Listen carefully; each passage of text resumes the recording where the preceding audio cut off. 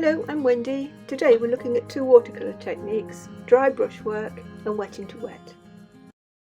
I'll be using these techniques to paint part of this hedgerow that you see in this photograph of mine. The castle you see in the background is called Carragkennan.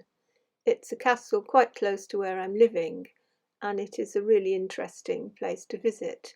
There's a circular walk all the way around it, and as you walk around you get a different view of the castle. And it looks like four different castles, to be honest, the different views that you get of it. I have painted this in the past from a different angle, and you might be interested to look at that video. I will put a link in the description box below. I painted a landscape painting incorporating the castle, and it's a snow scene. Now this scene obviously was taken in the summer, and I think the flowers there are looking like thistles. I've always liked this photograph. I've always loved this hedgerow. It's got so many different things going on there. You've got the flowers, you've got the different tones, you've got some different brush marks for the grasses and for the brambles or whatever are growing in there. I just think it's really pretty, so I'm going to concentrate on the hedgerow. It's not going to be a landscape painting. We're just going to pick out a little bit of that hedgerow, and using those techniques that I was mentioning, which is dry brush work and wet into wet work, we'll see if we can produce a little picture, quite a simple picture. This is a video that's very suitable for beginners or whatever level, and it's fun to do, and it's very enjoyable, and it is quite easy. So I hope a lot of you, after watching this video, are going to have a go at it. And as I always say, you can post your pictures, anything that you produce that is related to my channel, on a Facebook group, and there's a link in the description box. I started off with a very simple drawing, as you can see, and then used masking fluid to mask out the flowers that were there. In this case they were thistles, but you can use your artistic license and make them any colour. You could make them into more of a ragged robin sort of shape if you wanted to keep the pink colour.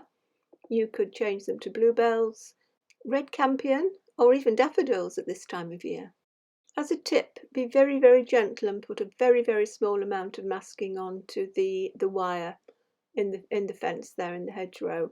You don't want it to be too prominent and stand out too much in your final painting. I switched to a very small old rigger of mine that I used for putting masking fluid on for this stage. Now we come to our first technique, and that is the wet into wet work. I'm sure a lot of you are familiar with this, but it can be quite tricky, and it does take some practice. The way I do this is I usually wet the paper first with clear water. If you're using a colour that's really pale as a first wash, then there's no need to wet the paper with water. But in this case I wanted to leave some cloud shapes, so I thought it would be the best thing to do to leave those white. So as I said, I wet the paper all over down to the bottom there, where the grass starts, and then I dropped in the blue colour. My blue is cobalt blue, just knocked back a little bit with a touch of light red or burnt sienna. Cobalt blue mixed with some cadmium yellow pale or cadmium yellow light gave me a nice grass colour. And as this was drying, again I dropped in a little bit of a darker green. You could use a touch of sap green with it. I think I used in this case just a bit more of the cobalt blue with the cadmium yellow, just to ring the changes a little bit, add a little bit of a different colour in the foreground there. Don't be frightened of letting the blue sky and the grass below merge. You don't want to get a hard line there. The wet into wet work is done, and then I let that dry completely before starting some dry brush work for the grasses and the leaves in the hedgerow. It's called dry brush, which is an odd term for it. I think a better way maybe of describing it is drag brush, which I've heard before. You're dragging quite stiff paint. There's not an awful lot of water on the brush, and you're dragging it along the paper, and it's hitting and missing the indentations on the paper. You can see the consistency of the paint that I'm using. There is water in it. It's not terribly stiff. It's down to practice, and you can see that I've been painting for years, but I've still got a piece of paper beside me to make sure I've got the right consistency and to practice on a spare bit of paper. So go ahead and do that. You can see here I've got that piece of paper on the left hand side. I'm constantly using that to make sure that I've got it the right consistency. You can let that first layer of brush strokes, the lighter green, dry before putting on the second one, or you can work a little bit wet into wet, so you're using both of the techniques together.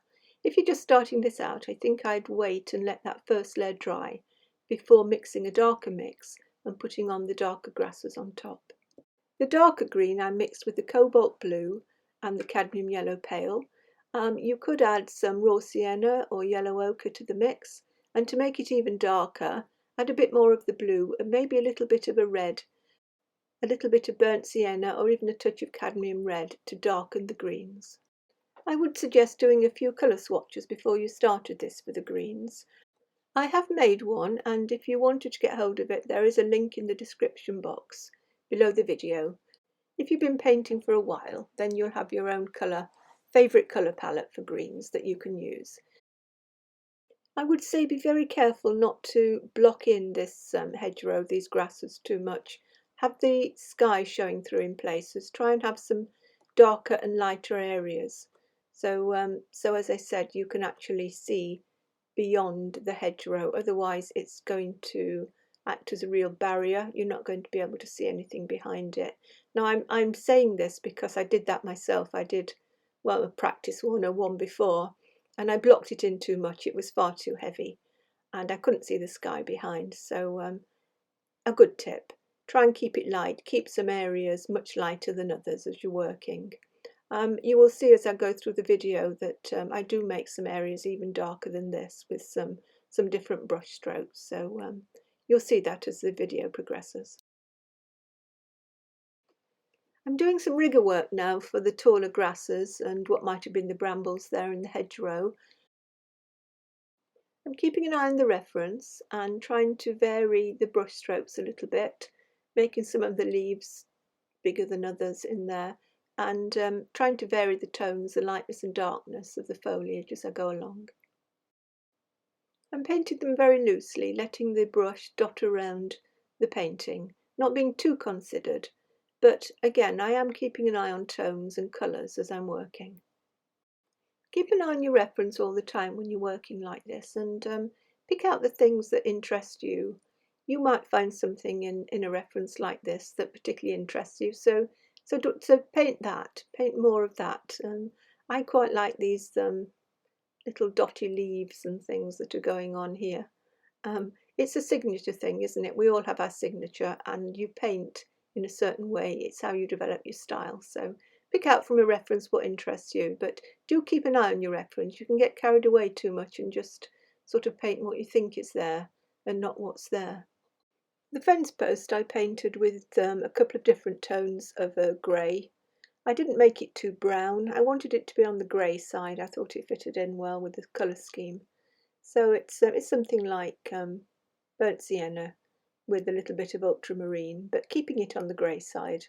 I don't think you want a really, really brown fence post there. I think it would stand out too much, be too distracting.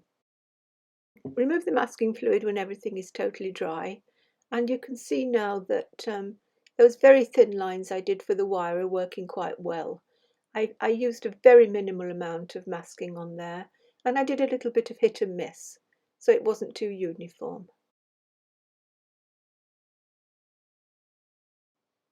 The flowers in the reference were really pale, and I didn't really want to go too pink with this, so a very dilute mixture of something like mauve or alizarin crimson did the job. I did add a tiny bit more colour to them at the very end, as you'll see, and you'll see in the next little bit I accentuate them by painting some darks around them, and I think that worked quite well. So with the rigger and a dark green, I put some little marks around the flowers to make them stand out, the little leaves and little buds around them. And I put some stems in there as well with the rigger. And as I said earlier in the video, I did darken some areas, so I used more rigger work in some areas and not in others, so that I got a difference in tone along the, well, it's a small stretch that I've done of the hedgerow, but there are differences in tones, so it makes it more interesting. And I think it works quite well. You can see My style again is sort of dotting around with all these little marks. You might want to make them a little bit more considered, but don't get too tight with this, because I do think it works well as a nice loose painting.